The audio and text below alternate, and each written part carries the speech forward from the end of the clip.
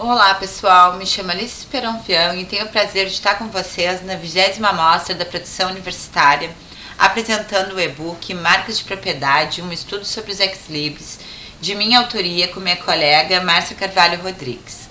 Nosso e-book fala sobre um pouquinho da história dos livros.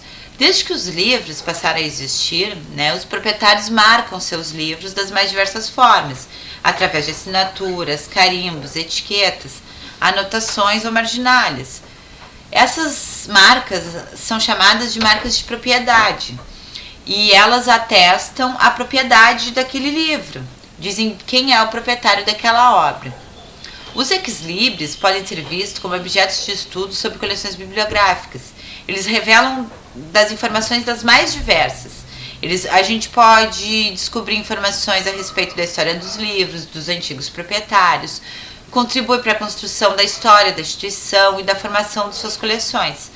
Possibilitam ainda estudo em outras áreas além da biblioteconomia, como por exemplo nas artes, através do estudo das imagens e dos símbolos, da psicologia, com um olhar mais atento à personalidade dos colecionadores e dos bibliófilos, e também as artes gráficas e a história.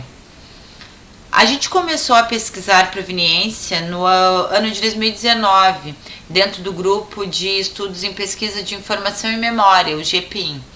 Aí parte dessa pesquisa resultou no estudo realizado para o meu trabalho de conclusão de curso. E no ano seguinte a gente publicou essa pesquisa na forma de um e-book, disponibilizada pelo acesso aberto no repositório institucional da FURG.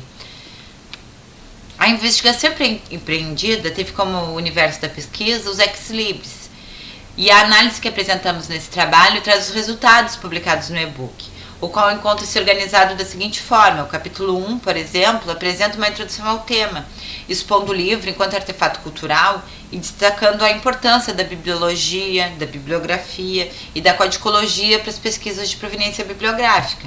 Já no capítulo 2, ele compõe a revisão da literatura sobre os ex-libris, abrange os aspectos históricos, os usos da marca ao longo do tempo, as suas classificações, a evolução das técnicas de criação e das temáticas utilizadas para a composição dos ex-libris.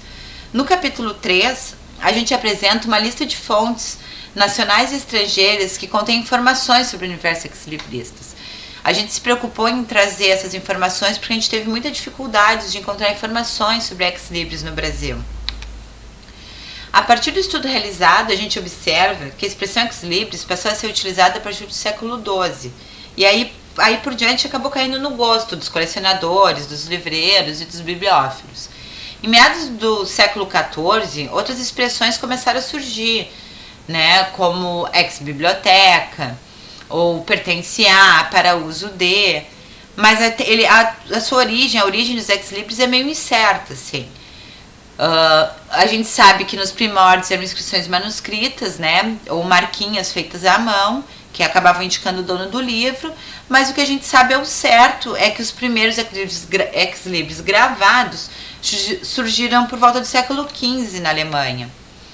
Aqui eu trago para vocês um exemplo de uma brincadeira, que é o ex-libris falantes, onde eles fazem uma brincadeira com o nome do proprietário e a ilustração que compõe o ex-libris, No caso aqui, Fausto Moreira Rato, onde a ilustração é um ratinho.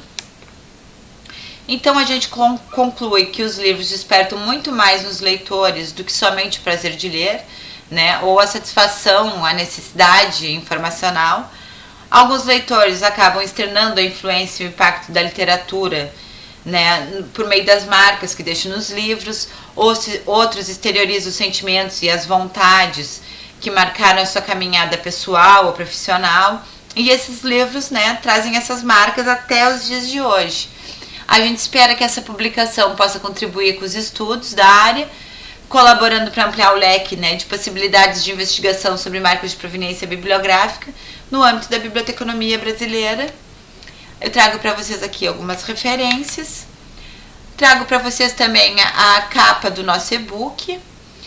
E trago uma epígrafe do Humberto Eco no livro Memória Vegetal, publicada em 2018, no Rio de Janeiro, quando ele diz que a nossa memória se fortalece recordando os livros e fazendo-os falar entre si, Um livro não é uma máquina para bloquear, registrando os pensamentos.